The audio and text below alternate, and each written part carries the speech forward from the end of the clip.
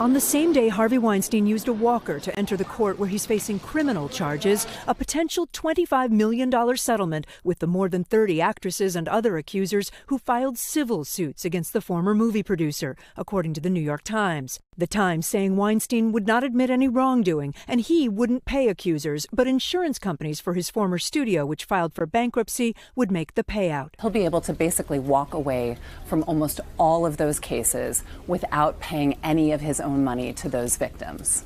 A quarter of the overall settlement, according to the Times, would pay lawyers for Weinstein and his former company.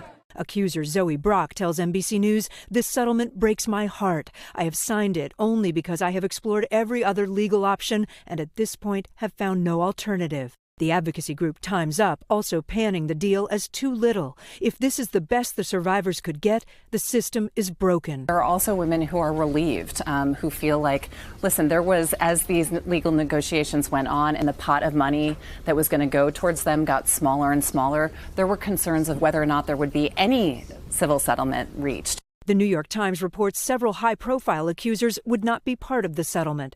Weinstein's attorneys declined to comment on the potential settlement. He has pleaded not guilty to all criminal charges.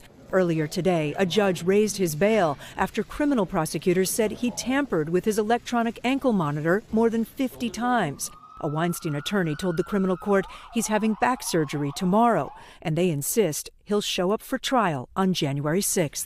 So, Kate, this is a settlement in the works, meaning it's not a done deal? It's not a done deal yet. The New York Times reporting that it would have to be approved by judges, and with some lawyers for accusers already objecting, it's possible it could fall apart. Hey, NBC News fans, thanks for checking out our YouTube channel. Subscribe by clicking on that button down here, and click on any of the videos over here to watch the latest interviews, show highlights, and digital exclusives.